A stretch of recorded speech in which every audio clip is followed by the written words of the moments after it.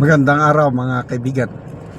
Bigyan natin ng reaction opinion itong post ang balita ngayon. Title, Dapat ang sigaw, kami na magbabayad ng utang mo.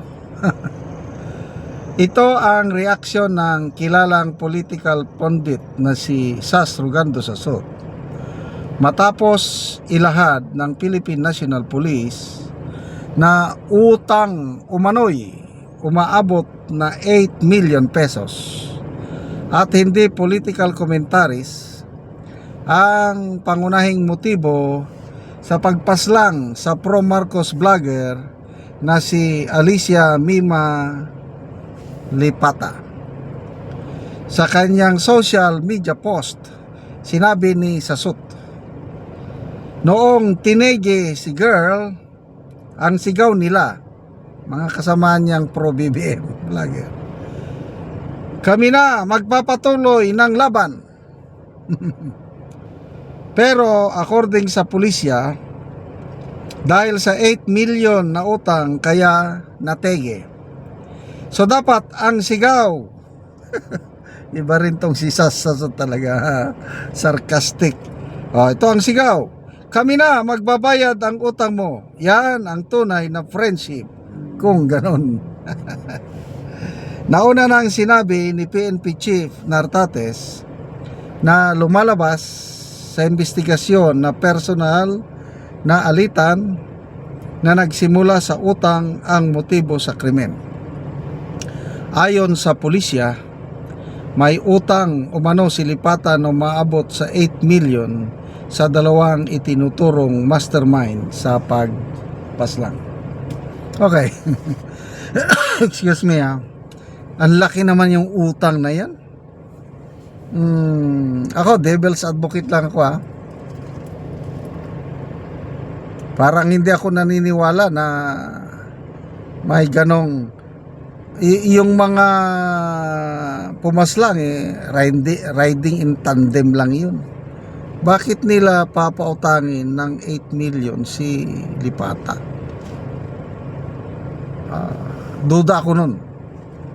Basta ang importante is kung nagkautang man, baka na hindi naman naabot ng 8 million. Ang laking pera na yung 8 million eh.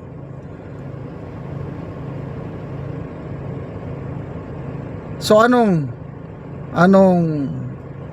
paano nga siya nagkautang ng 8 million? Ang alam ko, marami-rami ring views ni Mima Alicia. So at least kumikita siya sa kanyang YouTube at Facebook Kasi siya talaga dahil sa kanyang mga malulutong na pagmumura, pagbabatikos kay BP Sara, maraming nanonood sa kanya. Kaya may kita siya talaga. Tapos paano siya nakautang? Kaya hindi ko masyadong kakagatin yung ganyang kalaki na 8 million na utang. Kung meron man, ang importante ngayon is klaro na hindi na-connect sa mga Duterte. Kasi grabe naman tong mga pro-BBM vlogger. Grabe, Kami na ang magpapatuloy. Isa yan, si Lovely Granada. Sino pa yung mga... yung mga sikat na personalities, Anti-Claire Castro. Sino pa? Ex-Senator Antonio Trillanes. Senator Rizon Tiveros. Wow! Bigatin. Dalawang senador ang bumisita.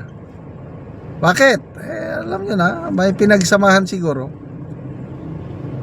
Tapos, yun pala, namatay lang ng dahil sa utang. So anong lesson learned natin dito sa buhay ni Mima Alicia? Temporaryo lang po ang buhay natin sa mundong ito. Lahat may hangganan.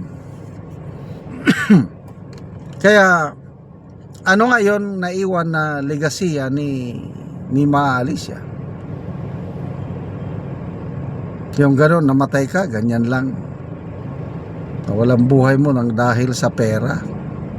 Kung ano ang itinanim, yan din ang aanihin.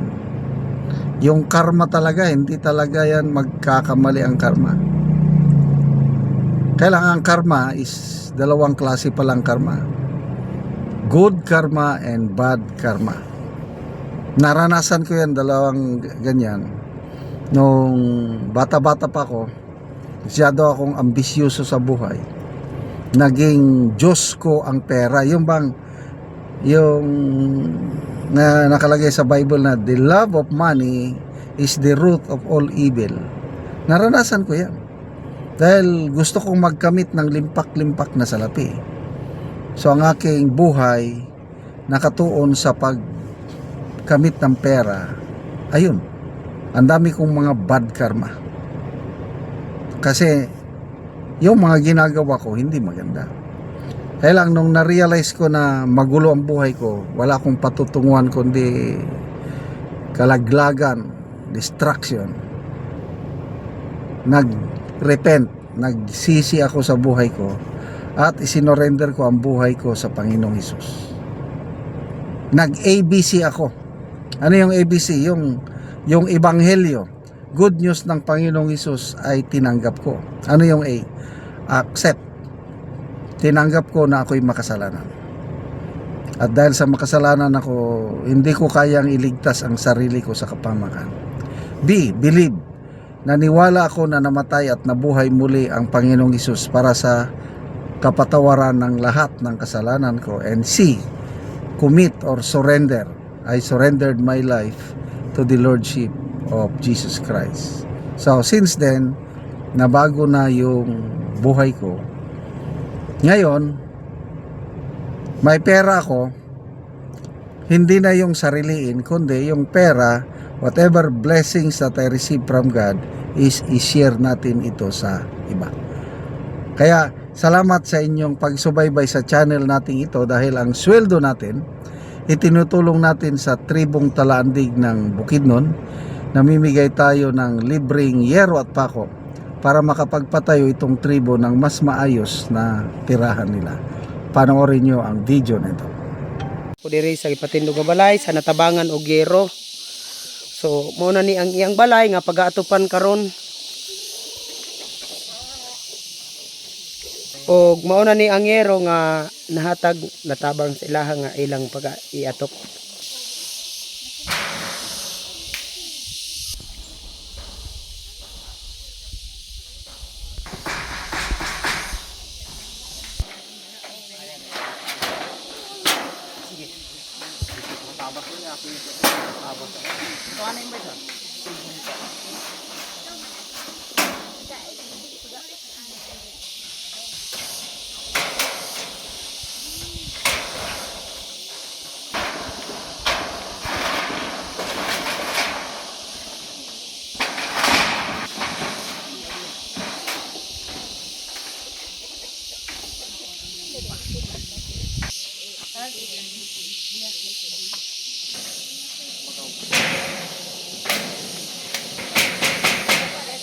Karon man gid ni sa pagatop ang ginatabang nga yero, so makita nato nga natupan na gyud ang ilang ipatindog nga bag-ong balay.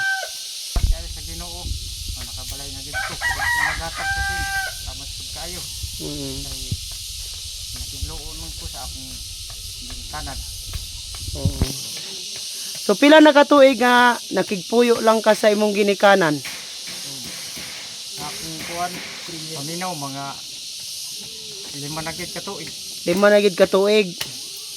So karon dako na ako nga pasalamat kay naamo nga nakatabang sa amuha aron nga makapabarog ko sa akong kaugaling nga balay aron di na ko makigloon sa akong ginikanan.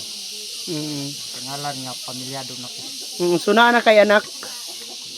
Na anak ko anak karon isa.